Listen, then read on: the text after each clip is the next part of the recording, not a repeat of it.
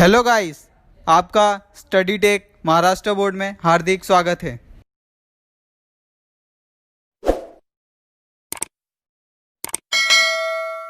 Hello guys, आज हम पढ़ने वाले हैं हिंदी लोक भारती का 10वां लेसन अपराजय।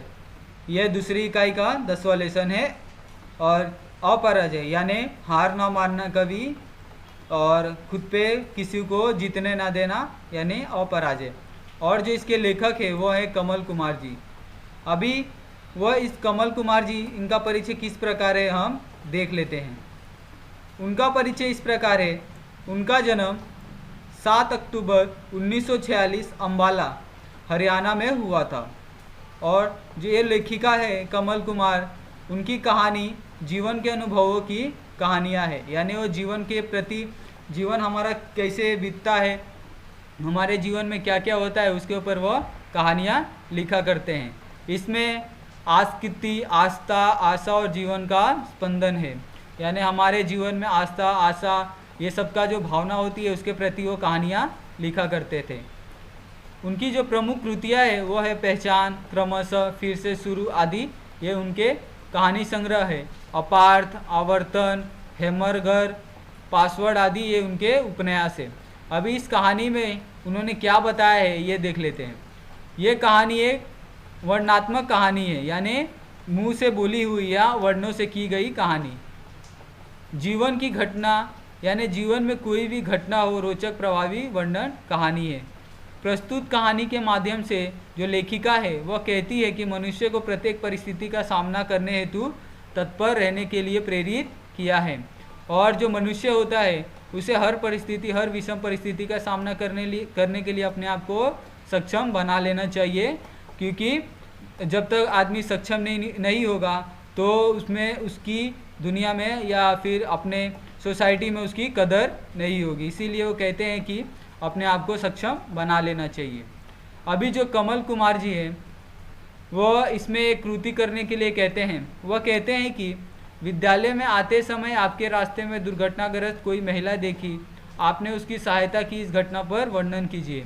यानी आपको कहते हैं कि आप रोज़ विद्यालय जाते आते हैं तो आपको कभी ना कभी रास्ते में कोई महिला की दुर्घटनाग्रस्त हालत में आपने कभी देखा होगा, तो आप उस महिला की किस प्रकार से मदद कर सकते हैं या आपने उस महिला की क्या क्या मदद की, इसके बारे में वो पूछते हैं। इसमें आपको कहा गया है कि आप उस रास्ते का नाम पूछे, महिला के घायल होने का कारण पूछे, फिर आपने उस महिला के घर वालों को किस तरह आगाह किया, उन तक किस तरह जानकारी पहुंचाई, और आपके पास क्या एक ऐसा प्रथमोपचार था, यानी आपके पास आपने उनके लिए क्या फर्स्ट एड किया कि वो थोड़ी अच्छा महसूस करें। आप अपने मित्रों से इसके बारे में चर्चा करें और उनसे बातें करें। अभी इसमें जो कमल कुमार जी है वो इसमें क्या कहना चाहते हैं हम विस्तार से पढ़ते हैं। स्ट्रेचर यानी जो हॉस्पिटल में या क्लिनिक में 4 पहियों वाली गाड़ी होती है जिस पे मरीज को ले जाया जाता है, उसे स्ट्रेचर कहा जाता है। स्ट्रेचर को धकेलते हुए बड़ी तेज़ी से अस्पताल के जो गलियारा होता है उसमें ले जा रहे थे। स्ट्रेचर के पीछे घर के सदस्यों, मित्रों, परिजनों और पड़ोसियों का एक काफिला सा था। सभी के चेहरे पर अकुलाहट थी। अकुलाहट यानी चिंता थी। त्वरा से नर्सों ने स्ट्रेचर को ऑपरेशन थिएटर के भीतर धकेला और दरवाज़ा बंद हो गया। सभी बाहर रुक खड़े थे। अमरनाथ के परिवार के लोग परेशान थे। उनका बेटा अनिल बेंच पर मुंह नीचे किए बैठा था। धीरज रखो, चोपड़ा ने उसके कंधे थपथपाए थे। और इसमें एक परिवार का वर्णन किया गया है। इसमें कहा गया है कि एक परिवार में एक आदमी का जो था वो दुर्घटनाग्रस्त हो गया। वो कहीं हाईवे से जा रहे थे तो अचानक उनके साथ कोई दुर्घटना हो गई, जिस कारण उन्हें हॉस्पिटल में, ऑपरेशन थिएटर में भर्ती करना पड़ा था। और जो उनका परिवार था, अमरनाथ के परिवार के लोग बहुत परेशान हो गए थे। और जो उनका बेटा था अमरनाथ का, अनिल, वह बेंच पे मुंह नीचे किए हुए बैठा था। जो आसपास उसके जो रिश्तेदार आए थे वो उसे सांत्वना दे रहे थे कि कुछ नहीं होगा, सब ठीक हो जाएगा। उम्मीद बहुत कम थी। डॉक्टर ने कोई आश्वासन नहीं दिया, पर हुआ क्या और कैसे हुआ? दुर्घटना हाईवे पर हुई थी। हम तो दोपहर से ही इंतज़ार कर रहे थे। दोबारा बाबूजी ने मोबाइल पर बताया कि वे सुबह निकल सके, इसीलिए शाम तक ही पहुँचेंगे। 9 बजे तक वे नहीं पहुँचे तो सब चिंतित हो गए। मोबाइल की घंटी बज रही थी पर कोई फ़ोन उठा नहीं रहा था। रास्ते में रुकना तो उन्हें था ही नहीं। फिर जो वहाँ पे आसपास रिश्तेदार आए थे वो सब घटना के बारे में पूछने लगे। वह पूछने लगे कि ये सब घटना किस प्रकार हुई। तो उसने बताया कि जो हमारे बापूजी है वह हाईवे से घर आ रहे थे। उन्होंने बताया था कि हम सुबह निकले हैं तो शाम तक ही पहुंच पाएंगे, परंतु शाम को जब उन्हें फ़ोन किया गया 9 बज गए तो उन्होंने फ़ोन नहीं उठाया, इसीलिए हमें चिंता होने लगी। ये सब उन्होंने बताया और उन्होंने कहा कि वो रास्ते में कहीं रुकने वाले भी नहीं थे, उनका ऐसा कोई प्रोग्राम भी नहीं था। अगर रुकते भी तो फ़ोन पर बता सकते थे। आसपास कई जगह फ़ोन किया लेकिन कुछ पता नहीं चला। रात के 1 बजे हम पुलिस स्टेशन पहुँचे, पुलिस से मदद मांगी। सुबह 5 बजे फ़ोन आया था। उन्होंने बताया कि इस नंबर की गाड़ी अलवर के रास्ते में दुर्घटनाग्रस्त हो गई है। दुर्घटना स्थल पर भयावह दृश्य था, किसी के बचने की उम्मीद नहीं थी। अनिल धीरज को साथ लेकर गया था। फिर उन्होंने सब वाकया बताया और कहा कि जब बापूजी नहीं लौटे तो हम लोग घबरा कर पुलिस को बताया कि हमारे बापूजी है वो लौट कर अभी तक नहीं आए हैं और फ़ोन भी नहीं उठा रहे। तो पुलिस ने जांच पड़ताल की और सुबह 5 बजे करीब बताया कि एक गाड़ी इसी नंबर की जो आपने नंबर दिया है वह अलवर के रास्ते में दुर्घटनाग्रस्त हो गई है और वहाँ पे बहुत ही भयानक स्थिति है। किसी के बचने की उम्मीद वहाँ पे नहीं लगाई गई थी, परंतु जो उनके पिताजी थे वह बच गए थे और जो उनका ड्राइवर था उसकी मृत्यु हो गई थी। भगवान मन में चिंता थी, अपनी अपनी बात कह रहे थे। अमरनाथ जैसा इंसान, उसने साथ ही यही होना था। ट्रक वाला जरूर पिया होगा परंतु सबूत कोई नहीं था। वह तो रुक ही नहीं था, टक्कर मारकर निकल गया। इंसानियत का भी सबूत दिया होता तो ड्राइवर भी बच जाता। और वह सब कहने लगे कि जिस ट्रक वाले ने टक्कर मारी है वो ज़रूर पिया होगा या उसने दारू पी होगी या कोई नशा किया होगा, जिस कारण वो टक्कर मारते ही तुरंत भाग गया। उसमें ना तो किसी प्रकार की इंसानियत थी कि वो रोक के मदद कर सके या हॉस्पिटल पहुंचा सके। यदि उसने ऐसा किया होता तो जो हमारा ड्राइवर था वो भी बच गया होता। अधिक रक्तस्राव यानी अधिक ब्लीडिंग के कारण, रक्त अधिक बह जाने के कारण जो ड्राइवर था उसकी मृत्यु हो गई थी। 10 साल से इस परिवार के साथ था और जो ड्राइवर था उनके साथ 10 साल से उनके लिए काम कर रहा था। 10-15 मिनट का समय भी मुश्किल से गुजर रहा था। अनिल ने बताया था कि वह सबके चेहरे बुझ गए थे, ये कैसा हो सकता है। और ऑपरेशन थिएटर में जाने के बाद सभी लोग बहुत चिंतित हो गए थे कि ये भी बच पाएंगे कि नहीं बच पाएंगे। इस कारण जो सबका चेहरा था वो बहुत ही मुरझा गया था कि ये क्या हो गया, कैसे हो गया। फिर डॉक्टर ने बताया कि वह बच गए हैं, इसीलिए सब हैरान क्यों हो, मुझे अभी मरना ही नहीं था इसीलिए बच गया। वे हंसते थे और वह कहने लगे कि आप लोग, अमरनाथ जी कहने लगे कि आप लोग हैरान क्यों होते हैं, भगवान की कृपा है कि मैं बच गया। और वह मुस्कुराए। किसी की समझ में नहीं आ रहा था कि उनसे बात कैसे की जाए। सब चुप थे। अमरनाथ जी अपनी रो में कह रहे थे, भाग्यशाली हूँ इसीलिए बच गया, मुझे ड्राइवर का दुख है। अगर मैं उस वक्त बेहोश ना हुआ होता तो उसे बचा लेता, कभी भी मरने ना देता। वह कहने लगे कि अगर मैं उस समय अच्छे हालत में होता या होश में भी होता तो ड्राइवर को बचाने का पूरा प्रयास करता, परंतु उसकी जो मृत्यु है उसका मुझे बहुत दुख है। और फिर भी सब चुप थे, उसकी बात सुन रहे थे। उसकी तरफ देखकर अमरनाथ ने पूछा, क्या हुआ, कुछ समस्या है, मुझसे कुछ छिपा रहे हो तुम लोग क्या। और जितने भी लोग वहाँ खड़े थे वह सब उन्हें सुन रहे थे परंतु कुछ बोल नहीं रहे थे। इन सब के कारण जो अमरनाथ थे उन्हें कुछ शंका हुई। उन्होंने पूछा कि आप लोग कुछ बोलते क्यों नहीं, कुछ समस्या है क्या, क्या मुझसे कुछ छुपा रहे हो। फिर अनिल ने डॉक्टर की तरफ देखा, जो उनका बेटा था अमरनाथ जी का। उसके बेटे ने, अनिल ने डॉक्टर की तरफ देखा और कहा, आप ही बता दीजिए डॉक्टर साहब। डॉक्टर ने अपने को समेटते हुए कहा कि अमरनाथ जी, ऐसी दुर्घटना में आप बच गए, ये चमत्कार समान है। ऐसे बहुत कम ही होता है कि इतनी भयानक दुर्घटना में कोई बच सकता है।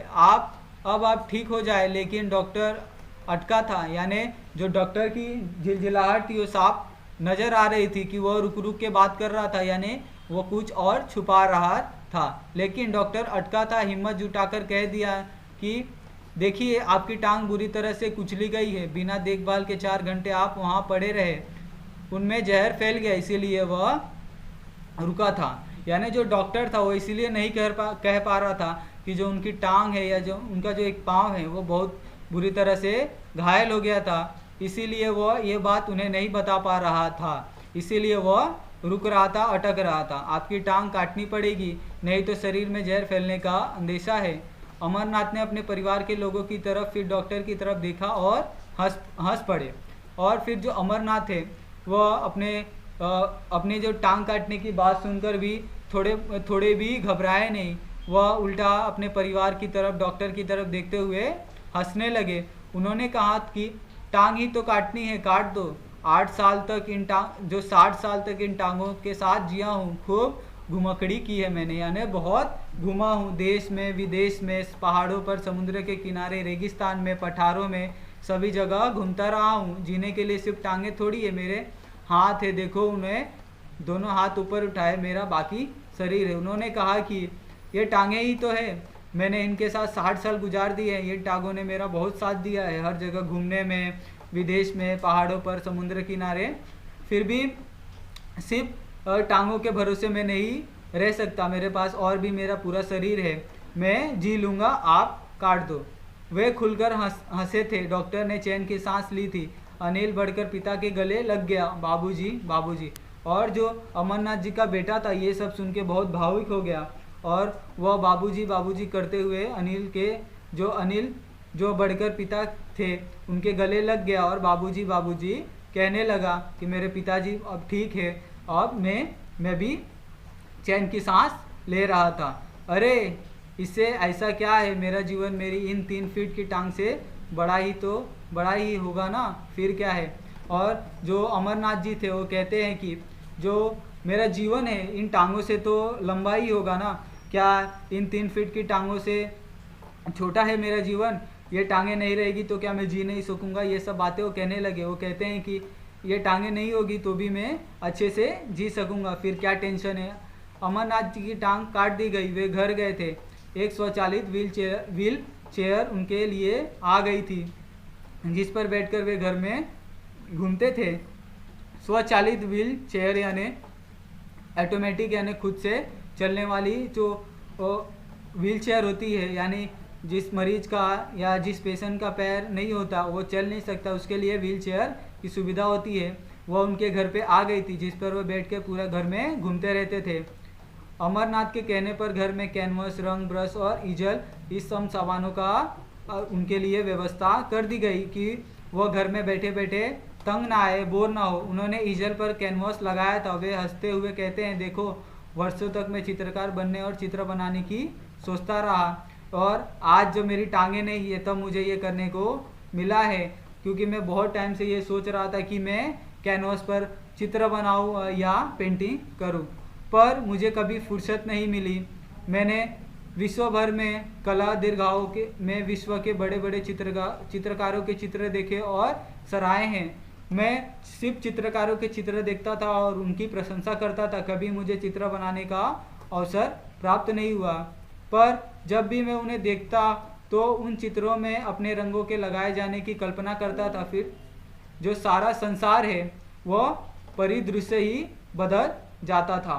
वह कहते हैं कि मैं भी सोचता था कि मैं भी इन चित्रों में रंग भरूं और इन चित्रों को एक अलग सा दृश्य दूं, परिदृश्य में बदल सकूं। इन मानव आकृतियों के चित्रों में मूर्ति शिल्प का समन्वय था। स्त्री रंगों के बिना जहां उन्होंने रेखा के आकृतियां बनाई थी वहां उनमें मांस, मज्जा और अस्थियां तक को देखा जा सकता था। और फिर वह कहते हैं कि इन मानव आकृतियों के चित्रों में मूर्ति शिल्प का समन्वय था, यानी जितनी भी मैंने देखी है चित्रकारी वो बहुत ही उत्कृष्ट तरह की चित्रकारी थी। उसमें छोटे से छोटे चीज़ों को भी हम अच्छे से देख सकते थे। रेखाओं वाले चित्रों में एक प्रवाह, ऊर्जा, उमंग और चुस्ती फुर्ती सी देखने को मिलती थी। लगता था यह आकृतियाँ अभी संवाद करेगी, यानी उनसे बात करेगी, हाथ पकड़कर साथ हो लेगी। इतनी जीवंतता रंग रेखाओं से उनका प्यार उनकी सांस में निस्तृत होता है, जो उनके चित्रों को सृजित करता है, जीवन प्रदान करता है। इन चित्रों को ऐसा देख के लगता है कि ये जीवित ही है। ऐसा कभी प्रतीत नहीं होता। जो बड़े बड़े चित्रकार हैं वो ऐसा चित्रकारी करते हैं कि उन्हें देखकर ऐसा लगता है कि यह असल में है। लगता था वे हर दृश्य, परिदृश्य, स्थिति और व्यक्तियों को रंगों और रेखा में ढाल देंगे। उन्हें भी ऐसा लगता था कि वे लोग जो जितने भी दृश्य हैं और जितनी भी स्थिति है वो अपने रंगों में उसे रंग देंगे और उसे एक नया जीवन प्रदान करेंगे। अमरनाथ घर के भीतर कैनवस पर फूलों, पत्तों, झरनों और हरियालों के चित्र बनाते। वहीं घर के बाहर की जितनी खुली जमीन थी, माली के साथ उन्होंने उस जमीन को तैयार करवाया था। सामने की जमीन में बगीचा बनवाया था जिसमें रंग बिरंगी मौसम के फूलों क्यारियों में लगाई थी। यानी जो अमरनाथ जी थे उन्होंने घर के बाहर ही एक जो गार्डन था वहाँ पे बनवा लिया और वहीं पे वो कैनवस पे पेंटिंग करते हैं फूलों पत्तों की। और वहीं पे बगीचे में उन्होंने रंग बिरंगी मौसम के फूलों की क्यारियाँ बना ली थी। यानी छोटे छोटे जो जैसे नमक की क्यारियाँ होती है वैसे फूलों की क्यारियाँ बना ली थी। उन्होंने ऋतुओं के क्रम में फूलों के पौधे लगाए थे। यानी शरद ऋतु, ग्रीष्म ऋतु, वर्षा ऋतु और ऑटम, ये सब के उसमें उन्होंने पौधे लगवाए थे। फिर गर्मी के बाद बरसात और बरसात के बाद सर्दी के पौधे में फूल खिलते थे। घर के पीछे की ज़मीन में उन्होंने फूलों के पेड़ लगा दिए थे। घर की चार दीवारी के साथ फूलों और फूलों के बेलें चढ़ा दी थी। घर और बाहर के लोग आश्चर्य से उनकी ओर देखते हुए हंसते।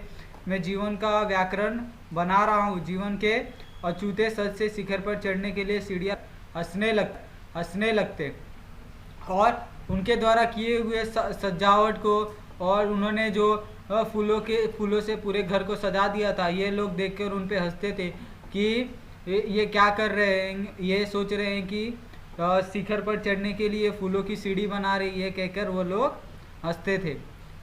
डॉक्टर ने खून की फिर से जांच करवाई थी। खून की जांच की रिपोर्ट आई तो वो परेशान हो गया था। घर के लोग चिंतित थे, अब क्या हो गया। डॉक्टर ने बताया था बीमारी फिर से पसर रही है। उनकी दाई बाह में खून की गर्दिश बंद हो गई थी। धीरे धीरे बाह हिलाना भी मुश्किल हो गई। बाह निर्जीव होकर काट सी हो गई थी। बहुत सारी दवाएं दी जा रही थी। घर पर ही नर्स रख ली गई थी। घर पर कोई ना कोई सदस्य भी आसपास ही रहता। डॉक्टर ने बताया जहर फैल गया है, अब और रुका नहीं जा सकता।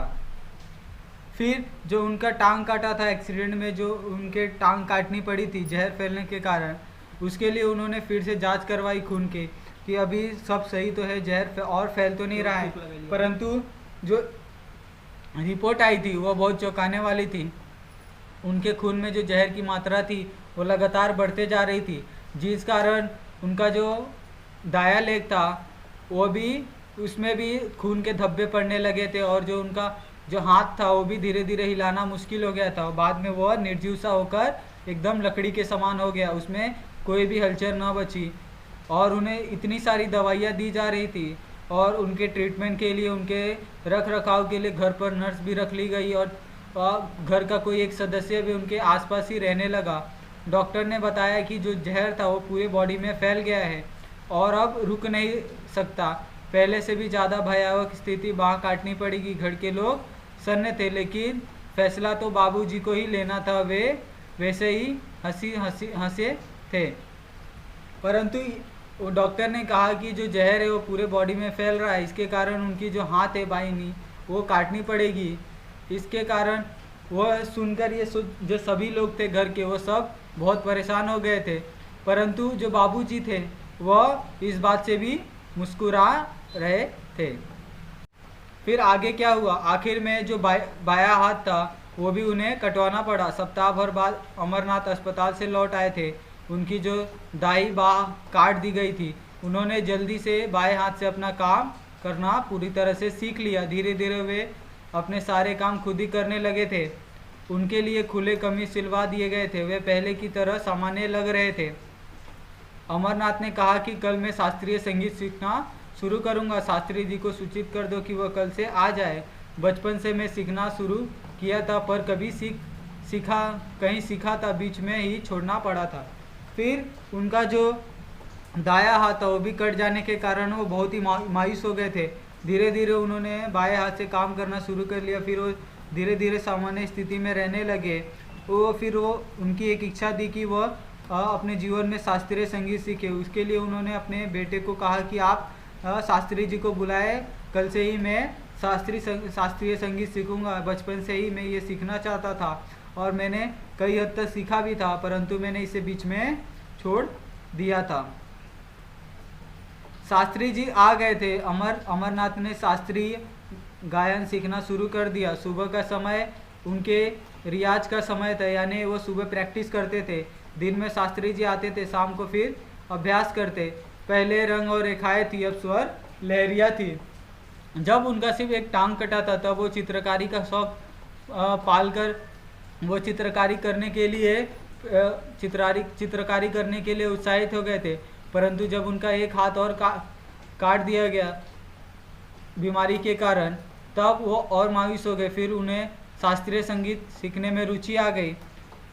स्वर साधना में वे ध्वनियों का आह्वान करते, कभी ध्रुपद की गायकी की खुली खेलते, अवतरित होते। शास्त्री जी कभी कभार ख्याल में तान अलापते तो कभी ठुमरी के उनके शब्दों में भाव स्वरों में बंधकर मन प्राण तक पहुंच जाते। और जो गायक जो शास्त्री जी ने उन्हें सिखाया था वो अच्छे से वो सीखने लगे और खुद से ही गायन वादन वो करने लगे। जहाँ लौकिक और अलौकिक भौतिकों का आत्मिक तथा स्थूल और सूक्ष्म की सारी सीमाएं टूट गई थी, मानव स्वर जीवन का एक नया बोध, नया अर्थ उद्घाटित कर रहे हों।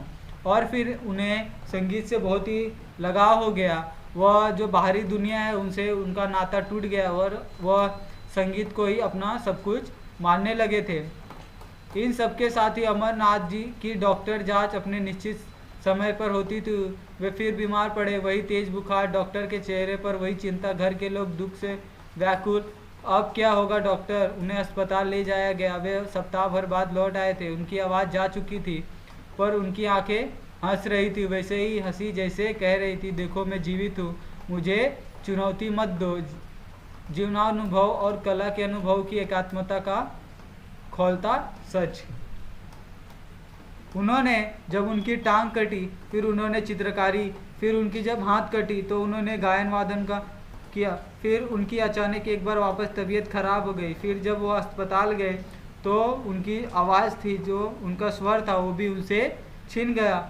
उसके बावजूद भी वह हार नहीं माने। जो उनकी आंखें थी वह कह रही थी कि मैं हार नहीं माना हूँ, मैं अभी भी जीवित हूँ, मैं अभी भी कुछ कर सकता हूँ। ऐसा उनमें अभी भी एक दृढ़ निश्चय बचा था। उनके कहने पर शास्त्रीय संगीतों के कैसेट और डिस्क, उनका म्यूजिक सिस्टम उनके कमरे में साइन बोर्ड पर रख दिया गया। उनके कमरे की सज्जा नई सिरे से उनकी सुविधा अनुसार कर दी गई। उन्होंने इशारों में बताया था, मैंने संगीत सीखा पर सुना तो था ही नहीं, मेरी साधना अधूरी रहेगी। जिन्होंने अपनी साधना पूरी की उनकी सिद्धि का लाभ तो ले सकता हूँ। उनकी दिनचर्या बदल गई थी। वे मुस्कुराते इशारों में जैसे कहते हों कि मैं आनंद में हूँ। उन्होंने अभी शास्त्रीय संगीत को भी छोड़ दिया और उनके द्वारा जितने भी शास्त्रीय संगीत सीखे थे उनके जो कैसेट थे उन्होंने अपने कमरे में रखवा लिए बोर्ड पर। और उन्होंने कहा कि मैं शास्त्रीय संगीत बजा नहीं सकता परंतु सुन तो सकता हूँ। वह फिर इसी बात से अपने आप में रुचि लेने लगे और फिर वो शास्त्रीय संगीत सुनने का लाभ उठाने लगे और फिर इसी प्रकार उनकी दिनचर्या जो है वो बदल गई और वो शास्त्रीय संगीत सुनने में अपना पूरा समय लगाने लगे। वे मुस्कुराते और इशारों में ही कहते कि मैं अभी आनंद में हूँ, ठीक हूँ। वे सुबह उठते, अपनी व्हीलचेयर पर बाहर खुले में बगीचे में बैठ जाते, पक्षियों का कलरव सुनते यानी उनकी आवाज़ सुनते, सूखे पत्ते के झरने की आवाज़, कलियों के चटकने की आवाज़ उन्हें सुनाई देती। उन्हें उसकी टिप टिप पत्तियों के खुलने की, धीमी हवा के सरसराने की सूक्ष्म ध्वनियाँ बहुत स्पष्ट सुनाई पड़ने लगी थी। फिर वह अपने कानों को ही अपना हथियार बनाकर आगे बढ़ने लगे। वे सभी चीज़ों को, नेचर में जितनी चीज़ें उन्हें महसूस करते और आनंद उठाने लगे। उनके चेहरे पर एक उजास दीप्ता था। आंखें बंद करके कजरी की तान सुनते। दिन में वे अपनी रुचि और समय की अनुकूलता से शास्त्रीय गायन की सीढ़ी सुनते। घर के लोग चाहते थे जैसा भी हो, वे जो चाहते हैं वो करे, वे उन्हें इतनी खुशी तो दे ही सकते थे। और उनका सब कुछ छूटने के बाद भी वह कान उनका सही सलामत होने के कारण वह संगीत में रुचि लेते, अपने नेचर की आवाज़ सुनते, और जो घर वाले थे वो भी चाहते थे कि बाबूजी एकदम खुश रहे, इसीलिए वो उनकी खुशी के लिए हर संभव चीज़ करना चाहते थे। इस समय अलवेर कामू का कालीगुला नाटक उनके भीतर मंचित होता है। इस पर क्रूर रोमन साहसा कालीगुमा बन गया है। अपनी इच्छा से वह मेरे अंगों को कटवाता जा रहा है। जैसे जैसे उन्हें ज़रूरत पड़ती है उसी क्रम में वह एक एक अंग भंग करते मुझे मरवा रहा है।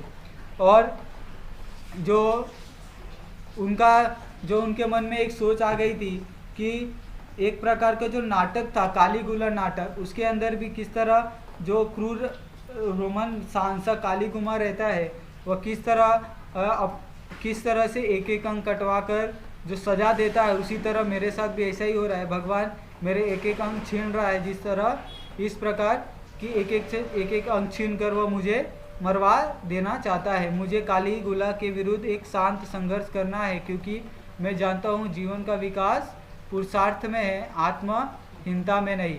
इसीलिए वह अपने आप को कभी हारा हुआ नहीं मानते थे। वह चाहते थे कि मैं आखिरी सांस तक एकदम आनंदित होकर जीऊँ। वो सोचते सारे गत्यावरोध समाप्त हो, निर्बद्ध हूँ मैं, जीवन का हर पल हर वस्तु हर स्थिति अद्वितीय हो, मेरी अपराजय आस्था जीवन के अंतिम साक्ष्य में मुझे निर्भर कर दे। वह किसी चीज़ को लेकर कभी हार नहीं मानते थे। वह अपने जितने उनके अंग बचे थे उन्हीं से वह जीना सीखते थे, और अपने आप को किस प्रकार खुश रख सकते, किस प्रकार अपने जीवन को बिजी रख सकते थे, उन्होंने हर प्रयास किया। वो चाहते थे कि जो मेरा हर समय है, हर पल है, हर वस्तु है मेरे से लगी हुई, वो एकदम अद्भुत हो, और जो मेरा जो अपराजय वाला जो निष्ठा है वो हमेशा मुझ में कायम रहे, और मैं कभी अपने जो अपराजय वाली जो भावना है उससे कभी ना टूटूं।